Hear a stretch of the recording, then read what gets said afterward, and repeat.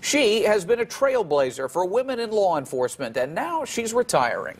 Tammy Schaffer spent the last 11 years as Bluffton's police chief, and she's worked on the force for the last 25 years. Today, News Channel 15's Randy Spieth talked to her about her career, and Randy joins us now with more.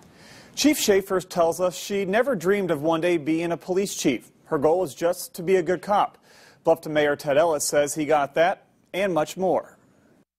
Tammy Schaffer joined the Bluffton Police Department in 1988, but becoming chief wasn't on her mind at the time. I just want to be a good police officer.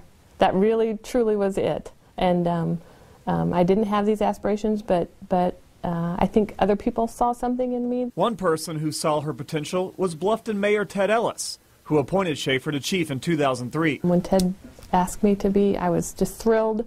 Wasn't anything that was ever on my radar, but I knew I could work for him. I knew I could be his chief of police. Tammy's a good cop, first and foremost, and that quite often makes for good leadership, but a good role model as well. Those qualities will get recognized throughout the state.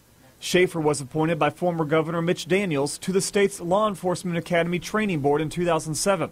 And was picked by her fellow police chiefs to serve as president of the Indiana Association of Chiefs of Police. Tammy has just exceeded expectations. Schaffer is one of the first female police chiefs in the country and says her story still inspires other women. I actually just spoke at a panel at the Indiana Law Enforcement Academy yesterday, and there was a chief there, and afterwards she says, "Oh, I just admire you." After 11 years as chief, gender has become less of an issue. It's more about your communication, and it's about, your brain and, how you're using those skills that you have. It's really not very much about strength and brawn. I've really only had to be in a couple of really knockdown, drag-out fights in my whole career. We're just happy to have had her as chief since 2003.